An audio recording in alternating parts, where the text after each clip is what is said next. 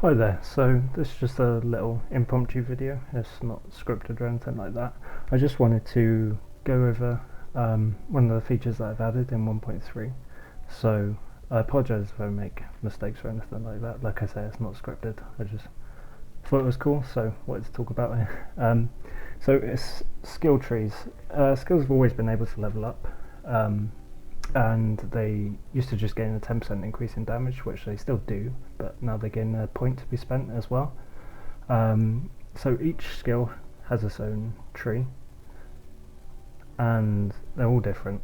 They've got 4 major nodes, which are sort of modifications that impact the skill in some way. So for Fluid Strike, we've got like Frostbite, so it's cold damage over time.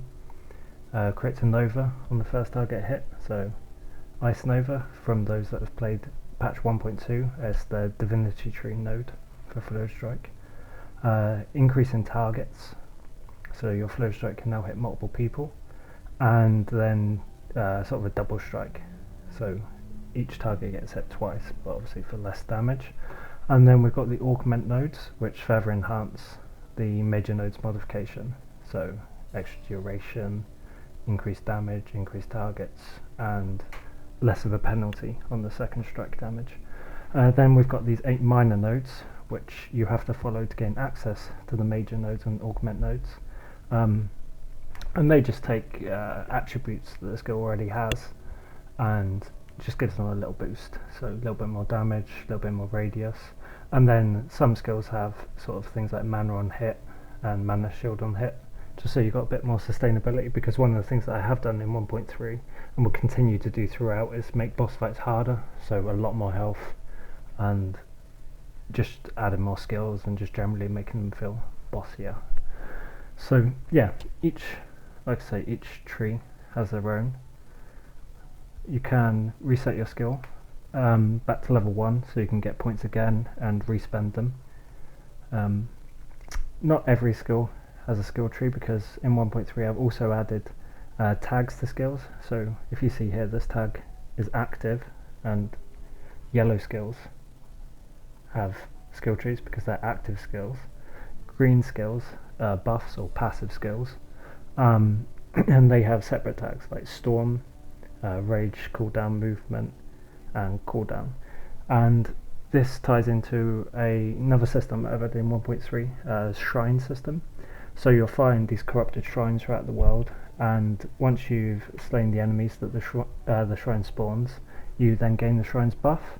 You can only have one buff at a time, and that will be displayed on your UI. If you don't like the buff, or you want to change the buff, you can just go back and reclaim the shrine. And these buffs do all sorts of things, but they're targeted towards these skills with the specific tags. So you might, for example, have a shrine that increases the distance that movement skills can achieve. So obviously that would be great for Sonic Dash, because then you can move further. Or you might find a shrine that increases duration with storm skills, so your patience will last longer, allowing you to do more damage afterwards. That kind of thing. I'll expand upon the tag system in 1.4 and onwards with set items. As you may be aware, there's already uniques in the game that give sort of global modifiers and global effects, like cast a fireball on striking, that kind of thing. But set items will be targeted towards specific skills or skill groups. So yeah, I think that's all I wanted to cover in this video. If anyone is still unsure on the system or would like some more information, just leave a comment and I'll get back to you.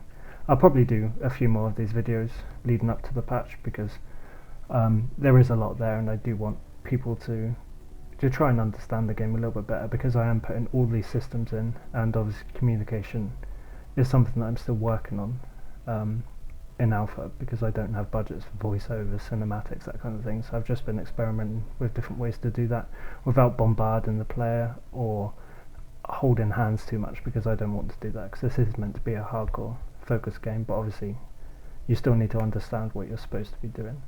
So yeah, I'll leave it there. Thanks, bye.